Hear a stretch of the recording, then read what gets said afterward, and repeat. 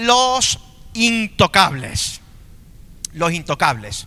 Ese es el mensaje que tengo para el día de hoy, que Dios me habló a mi corazón en esta semana y que compartía con algunos hermanos a mitad de semana aproximadamente. Los intocables. Y ahora vamos a explicar el porqué acerca de los intocables. Pero esta semana me reuní con un hombre que tiene empresas, diferentes empresas. Este hombre es un hombre que es joven, no es adulto, no es mayor, no es alguien que tenga ni 20 años, pero tampoco tiene 70, 80, tiene aproximadamente unos 50 años. Y conversando en un precioso jardín, él me comentaba acerca de que en cierta manera él tenía confianza en Dios, que él tenía cierta seguridad en Dios, pero que al lugar donde él iba, que es a la iglesia tradicional, por así decirlo, él sentía como que había mucho ritualismo, como que había mucho vacío, como que todo eran normas, reglas, como que todo era una forma muy arcaica y que eso estaba menguando su fe a tal punto de que tuvo que hacer un retiro especial, un retiro que le llamaron el Camino de Emaús, para intentar reconectarse o reencontrarse con Dios. Entonces, cuando hablamos acerca de todo esto, me dijo que el retiro había sido como un vaso de agua fresca en medio del desierto. Y entonces él me hizo una pregunta. Dice, mira, yo soy católico, yo soy romano, apostólico, practicante, pero he llegado a un momento en mi vida donde la iglesia no me atrae, donde la iglesia ya como que es todo muy vacío, muy seco, muy parado, por así decirlo, ¿no?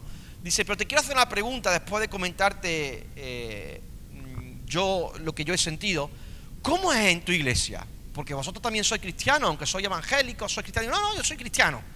A mí no me acentúes como evangélico, como católico, porque esos son, digamos, invenciones del hombre, que está bien porque nos identifica con una serie de pensamientos, pero yo soy más cristiano que otra cosa. Sí, pero bueno, en tu iglesia, ¿cómo hacéis? ¿Hacéis liturgia? Dice, mira, te voy a ser sincero. En nuestra iglesia, claro que hay una liturgia, por así decirlo. En cierta manera, pues hay un orden, pero lo bueno que tenemos nosotros en nuestra iglesia es que hay mucha gente que está involucrada en todo. Es decir, no hay una figura central, no hay una figura como que es el amo del cotorro, la ama del cotorro, como el que manda, no. Hay diferentes responsabilidades, hay gente que está involucrada en cafetería, otros están en la radio, otros están en limpieza, otros están construyendo una iglesia para niños, otros están en media, otros están en la música, otros están en diferentes áreas. Hay gente que está muy involucrada, hay gente que está orando, que está dentro del grupo de oración, los tenemos repartidos. Dice, ¿pero todo eso hay en la iglesia? Digo, sí, además es menos trabajo para nosotros, porque contra más en ellos, menos hago yo. Entonces estoy como, y él se queda así como diciendo, no entiendo nada, ¿no? Entonces le dije, pero mira, te voy a decir algo. Esto no es cuestión de una iglesia típico, porque también hay iglesias evangélicas que uno entra y cuando uno sale si tiene dudas de si se suicida o no, cuando entra y sale se suicida definitivamente, porque lo que hay es muerte más que vida, por así decirlo, donde hay liturgia, ritos, tradiciones, lo que hay es peso, ley, lo que hay es mucho legalismo, mucho mensaje humano, lo que hay es mucha palabra para querer manipular a las personas a hacer lo que yo quiero que haga porque soy el líder, porque soy el pastor, porque soy alguien de autoridad o lo que sea. Y eso también lo existe en la iglesia evangélica, y te quiero ser sincero porque precisamente quiero serte honesto. Y después de esa conversación, subí un post a mis redes sociales con la fotografía del domingo pasado que celebramos el Día del Padre, y dije algo así acerca de la religiosidad. Dije, la religión daña y destruye, pero la autenticidad, aunque te hace vulnerable, te acerca y te imanta a las personas. Y yo creo que literalmente como iglesia tenemos que tener un equilibrio entre lo que es una vida de tradición, por así decirlo, pero abiertos a que el Espíritu transforme y cambie nuestro corazón, nuestro sentido, nuestra forma de hacer iglesia, porque estamos en una época donde si no nos reciclamos podemos caer en el error de otras iglesias tradicionales donde simplemente hay ritual, donde solamente hay liturgia, y nosotros no queremos ser de eso. No queremos cambiar el mensaje, pero sí queremos que sea una iglesia fresca. Y atendiendo a esto y pensando sobre esto, digo, ¿qué es lo que tenía Jesús que las multitudes lo seguían. ¿Sabes? Las multitudes no siguen a cualquiera. Cuando las multitudes siguen a alguien es porque hay algo especial. Y sí, era Dios encarnado, era el Dios presente en la tierra. Pero Jesucristo tenía algo que la iglesia muchas veces ha perdido, y es la autenticidad. Jesús era auténtico, Jesús era puro, Jesús era honesto. Jesús no tenía doblez, no tenía doble cara, y mucha gente no entendía, no llegaba a comprender esto. Había gente que lo seguía porque era como algo muy revolucionario. Él era vulnerable, se mostraba como él era.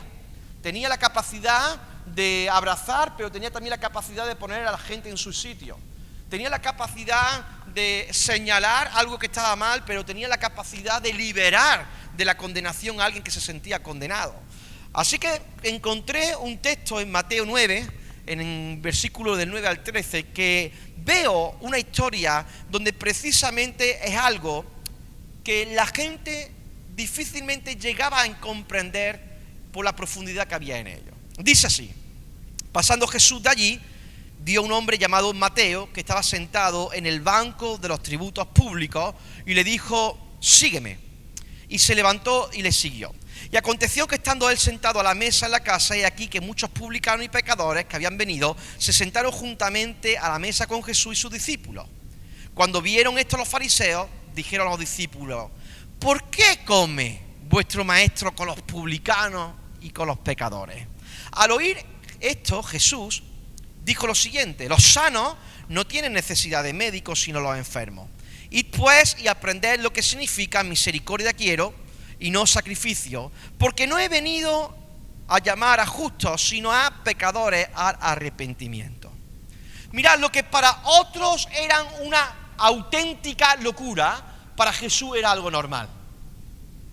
Jesús pasa y ve a un recaudador de impuestos, a Mateo, y lo llama. ¿Sabes qué? Solamente Jesús es capaz de llamar a un hombre así.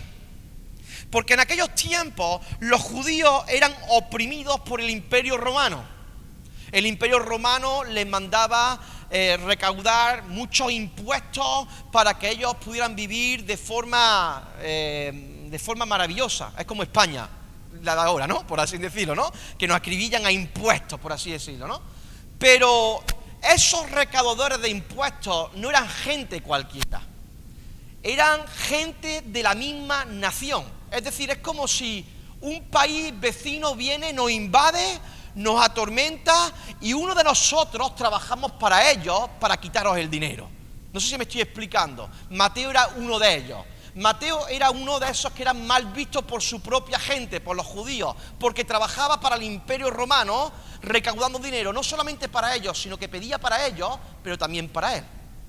Así que Mateo era el prototipo de persona que nadie quería tener a su lado. Era un traicionero, era alguien que había traicionado su patria, a tal punto que no se juntaban con los judíos. Eran rechazados, eran aislados. Sin embargo, Jesús pasa por delante de él y siendo judío le dice: vente conmigo. ¿Meterías tú en tu casa a alguien traicionero? ¿Meterías tú a tu casa a un etarra, por ejemplo? ¿A alguien que está atentando contra la seguridad de tu país? ¿Lo meterías tú contigo en tu cama? ¿Lo meterías tú contigo en tu mesa? No, es algo inviable, está luchando contra nosotros. Sin embargo, Jesús es capaz de ver mucho más allá de lo que la gente veía. Jesús rompe los esquemas. Aparentemente este hombre no tiene nada de especial, sino todo lo contrario, es despreciable. Sin embargo, este publicano, este recaudador de impuestos, este que estaba traicionando a su propio pueblo, el mismo Dios lo recoge. Dios mismo dice: ¿sabes qué? ¿Nadie te quiere? Yo sí. ¿No hemos sentido alguna vez así? Como que decimos: es que nadie me quiere. Pues no es verdad. Siempre hay alguien que nos quiere. Por nuestro dinero, por lo que sea. Hay alguien que siempre lo quiere, ¿no? Por nuestro dinero, ni por eso, porque ya hoy en día que tengas dinero es un milagro, ¿no? Por así decirlo. Pero en cierto sentido Jesús dice: ¿sabes qué? Yo sí te quiero. Fue un shock contra la cultura. Yo creo que Oasis es un lugar preparado para recibir a gente que nadie quiere. Y quiero volver a repetirlo.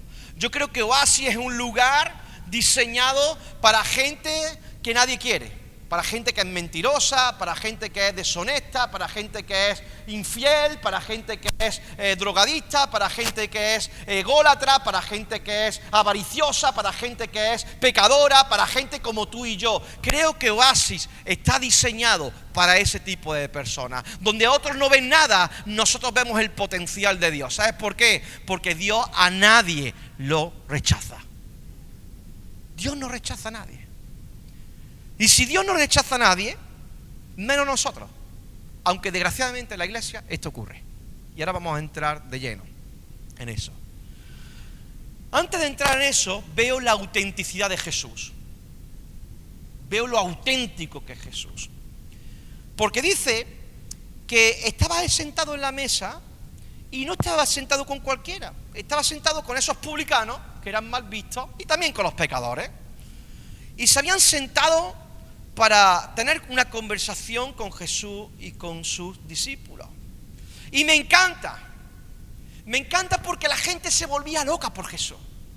La gente le horripidiaba, por así decirlo, la religiosidad. Sin embargo, Jesús era un imán, atraía a las masas, era diferente, distinto. Y a mí lo que me hace enamorarme de Jesús no es una tradición ni un rito, es ver su bondad cada día sobre mi vida.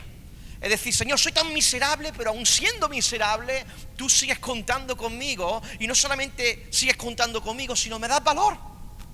Otros me desprecian, otros me rechazan. Incluso a veces yo mismo me desprecio y me rechazo porque ni me gusta a mí mismo. Ni físicamente, ni internamente. Cuando veo lo despreciable que soy en muchas ocasiones, cuando veo los pensamientos que suben a mi cerebro, digo, Señor, no me gusto ni siquiera a mí mismo. Pero Dios me encanta porque Él sí que es auténtico y su forma de obrar hace que sea todo tan diferente que me enamore cada día más y más y más. Debe de provocar esto en nosotros un salto de alegría. Debe provocar en nosotros un suspiro, un aliento de vida. Debe suponer para nosotros un desafío, un llamado a vivir una vida en libertad y no condenarnos tanto cuando aquel que puede condenarnos nos condena. Cristo, Dios encarnado, desciende a este mundo para decirte, te amo.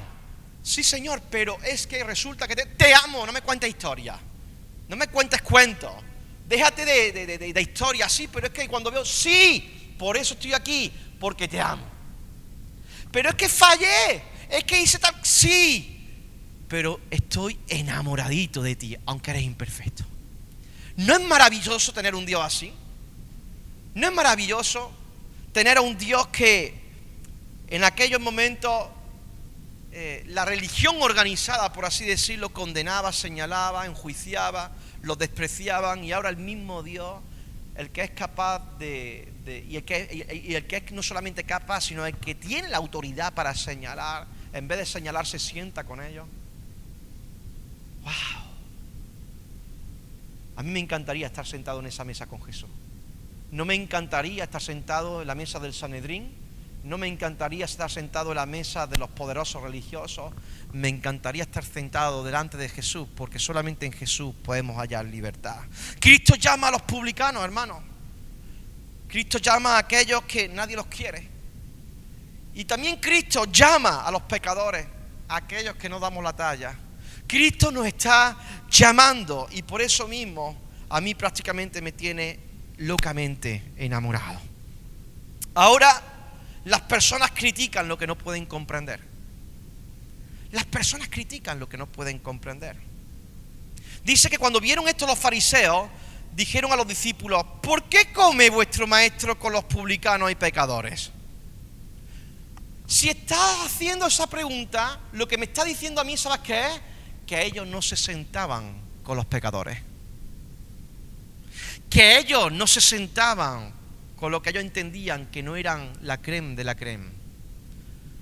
Que ellos no se sentaban con aquellos directamente que estaban sufriendo a consecuencia de cualquier acto pecaminoso que cualquier ser humano tiene en la vida. O sea, a mí esta pregunta me indica, ¿por qué tú comes con pecadores? Significa que yo no me siento con ellos. Así que fíjate que la religión organizada es una manipulación de la verdadera relación con Dios. A tal punto que muchas veces montamos normas, leyes, ritos que ni siquiera Dios ha mencionado. Desarrollamos estrategias donde parece que nosotros somos los intocables. Somos los pastores, somos los líderes, somos los que llevamos 30 años en el Evangelio y yo no me equivoco. Soy santo, inmaculado y sin mancha. Miradme porque soy el prototipo. No somos prototipo de nada, somos gente pecadora. Somos gente que tenemos que arrepentirnos de la altivez que hay muchas veces en el corazón del cristiano y de la persona que está intentando llevar los caminos del Señor. No somos perfectos. Los mismos que debían de sembrar esperanza excluían a las personas por su condición. Los mismos que debían de anunciar buenas noticias eran los mismos que en vez de aplicar el antídoto, aplicaban veneno al corazón de las personas. Los mismos que debían ser ejemplo, desgraciadamente atacaban a las personas. Y hoy esto lo vemos incluso desde los púlpitos, que señalan a las personas, que las condenan, que dicen tú no sirves, tú no vales, tú eres culpable. Y aquellos que no tienen púlpitos lo hacen a través de sus redes sociales. Aquellos que se creen súper espirituales usan la verdad, la palabra de Dios, el mensaje precioso del Evangelio, en vez de para levantar, para reventar y destruir a las personas. Hoy se vendía todo eso en Facebook, en Instagram, en TikTok, en cualquier plataforma. Gente que se cree que lo sabe todo, pero que en verdad de ir y vendar las heridas y de sanar, lo que provocan son cortes de cabeza y destrozan a las personas. Y luego incluso se nos van de nuestra iglesia con razón. No, se fue porque este no era de los nuestros. No, se fue porque era un sinvergüenza. Y trataste mal a tu hermano. Y le diste en toda la boca, en vez de haberlo ayudado y abrazado y haberlo levantado. Por eso se fue. Sí, hay personas que se van porque no quieren enmendar su vida, pero hay otros muchos que se van a consecuencia, desgraciadamente, de estas prácticas que destrozan a las personas. Esa gente que no se sienta a comer con los pecadores. Yo animo, hermanos, que tengáis amigos que no sean cristianos. Os animo a que os sentéis con ellos y comáis con ellos.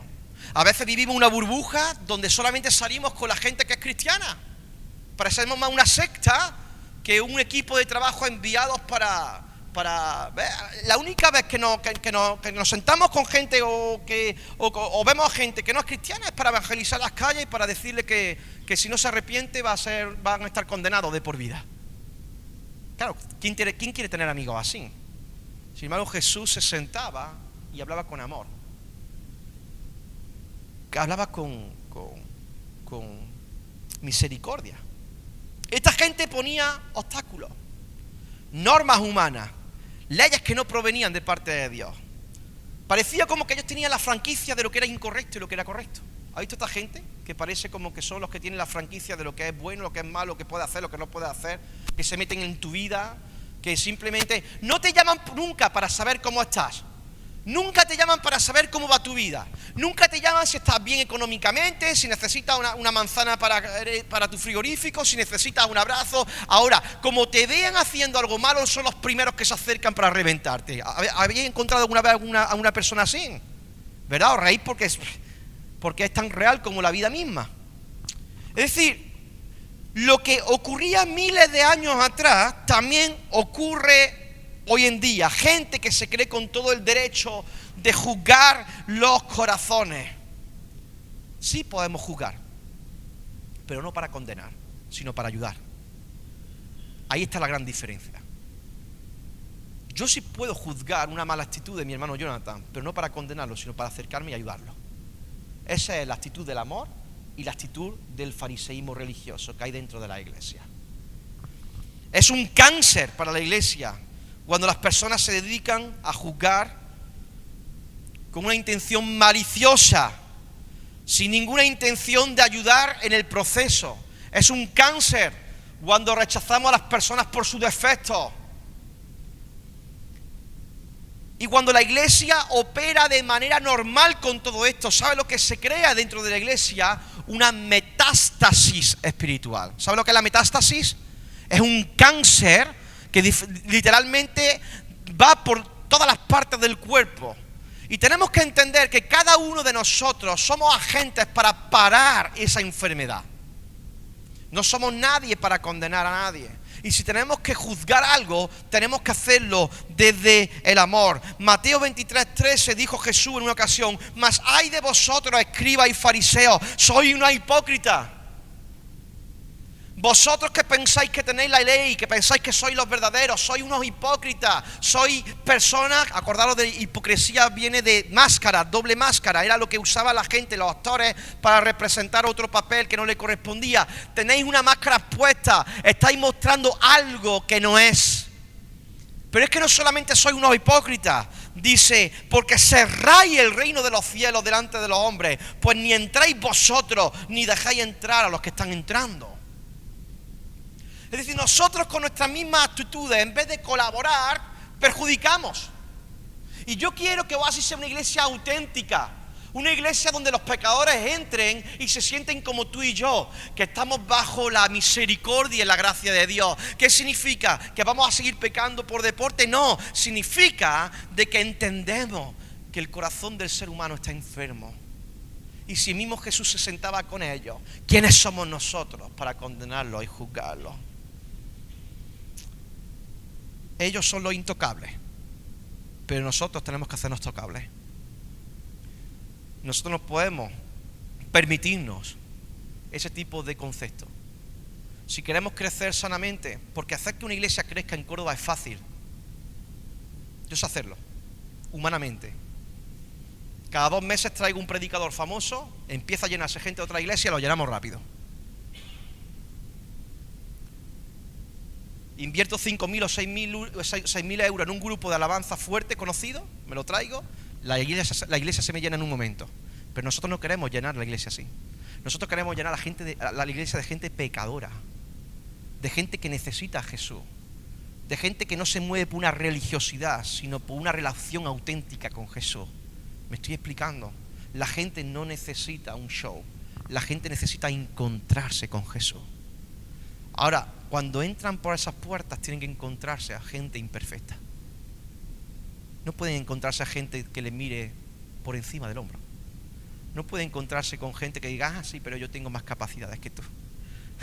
Ay, no me tosas que pierdo mi santidad. Tenemos que huir de todo eso. Y para terminar, solo Cristo es justo. Al oír esto, Jesús les dijo: los sanos no tienen necesidad de médico, sino los enfermos. Id pues y aprended lo que significa. Id y aprended. Misericordia quiero y no sacrificio, porque no he venido a llamar a justos, sino a pecadores al arrepentimiento. Jesús, ¿cómo que no ha venido a llamar a justos? Claro, porque dice Romanos 3:10 que no hay justo ni aún uno. He venido a llamar a pecadores. He venido a llamar a gente imperfecta. Solo yo soy justo. Quiero misericordia en vez de juicio, es lo que dice Jesús. Y todos nosotros somos pecadores, todos nosotros tenemos la necesidad de un médico. Y lo bueno es que en este hospital, en este mundo, la verdadera iglesia de Cristo es la que aplica sanidad. Hay iglesias que dicen, no, nosotros somos la iglesia de la sana doctrina. ¿Habéis escuchado alguna vez eso? Que suelen ser los más legalistas, a veces. No, nosotros somos la iglesia de la sana doctrina. ¿Cómo va a ser que una mujer use pantalón? Eso es pecado, hermano. ¿Cómo va a ser que te tomes una copa de vino? Eso es pecado, mi hermana. Claro, porque ellos tienen la franquicia de la salvación. Ellos deciden quiénes son salvos y quiénes no. Porque parece como que conocen el corazón del ser humano. Y Jesús dice, misericordia quiero en vez de juicio. La verdadera iglesia de Cristo es un lugar que acepta, que sabe y que vive su verdadera condición humana. Y es la condición de la pecaminosidad. No te estoy diciendo que peques. Te estoy diciendo que eso viene de serie con nosotros. Para eso está el Espíritu Santo que nos santifica y nos va limpiando. Entonces, ¿tú eres un pecador? Sí y no. Soy un santo que peca, porque he sido santificado, que no es lo mismo. Cuando dice, no, yo que soy pecador, es como que tú das licencia a hacer lo que te dé la gana. No, no. Yo soy un santo que peca, he sido santificado por Cristo, a través de su muerte y resurrección. He sido limpiado, ahora he sido santificado, pero como persona mortal, pues evidentemente peco. Pero justo no hay solamente uno nada más, que es Cristo. Así que vivimos, hermanos, con autenticidad y no como personas que se creen intocables. Vivimos siendo auténticos y no como personas que se creen que lo saben todo. Nos sentamos con toda clase de personas sin importar su condición. Me importa bien poco si tiene menos 30 euros en su cuenta bancaria o si tienen 5 millones. Aquí no hay lugares de excepción. Aquí los primeros bancos están diseñados para las personas que son indigentes y los últimos para las personas que son ricas. En esta iglesia, las personas que estamos no somos personas que excluimos a las personas por su condición social, por su forma de ser, por su nacionalidad. Son personas, son enfermos que necesitan el médico de médicos. Necesitamos una iglesia viva. Necesitamos una iglesia que sepa que no vamos a rechazar nunca a las personas que la sociedad rechaza. No nos importa si nos crucifican, porque no nos vendemos por nada del mundo. No nos prostituimos religiosamente hablando. No vendemos nuestro alma ni nuestro corazón al espíritu de la religiosidad, al demonio de la condenación. No doblegamos nuestra cabeza a todo eso que destroza, que algunos de nosotros hemos sido heridos por esa misma religiosidad. O sea, cuando hablamos no hablamos de sermón de escritorio, hablamos porque lo hemos padecido. Y sabemos que hoy estamos aquí por la misericordia de Dios, pero que hay mucha gente que todavía no está aquí, porque han sido tan dañados que ni siquiera quieren ver a la iglesia. Tenemos que vivir un verdadero evangelio y tenemos que hacer que esta iglesia sea un lugar seguro para todos aquellos que reconocen que necesitan sanidad, para todos aquellos que necesitan médicos. Queridos hermanos, somos Oasis, somos la iglesia de Cristo. Amén. Padre, gracias te doy, Señor, por tu palabra en esta mañana. Señor, gracias, Dios mío, porque queremos ser auténticos. Este mes estamos hablando sobre la autenticidad y tú imantabas, Señor, a la gente, a las multitudes, porque eras auténtico. Tenía una palabra, Dios mío, tan dulce, Señor, que hasta el mismo pecado quedaba sanado en el momento, Dios mío, porque eran palabras que sanaban totalmente nuestro cuerpo, Señor, nuestra enfermedad espiritual. Padre, tampoco somos una iglesia libertina, donde hacemos lo que nos da la gana, no. Sentimos un gran alto grado de responsabilidad, pero también tenemos que tener mucho cuidado, porque hay tantas personas que tienen que ser sanas, que lo que menos queremos es ni entrar nosotros ni dejar entrar a otros. Ayúdanos en este día a ser y a vivir una vida auténtica, y solamente a través de tu Espíritu podemos vivir en esa libertad. Señor, perdónanos, límpianos, restáuranos, y gracias por poder pertenecer a una iglesia viva, una iglesia, Señor, que alrededor del mundo, Señor, es una iglesia auténtica. Sabemos que hay de las otras, Dios, pero nosotros nos fijamos en la autenticidad. Señor, mueve los corazones, Dios mío. Si hay corazones que están siendo torturados por gente religiosa, que están siendo maltratados, Dios mío, muévelos, Señor. Que encuentren en cualquier lugar del mundo, Señor, una familia donde puedan llorar, donde puedan abrazarse y donde puedan abrir su corazón y ser honestos y hablar de los síntomas que están experimentando. Porque en el hospital para los enfermos, Señor, hay medicina para todos. Y esa medicina eres tú, Jesús. En el nombre del Padre, del Hijo y del Espíritu Santo. Amén.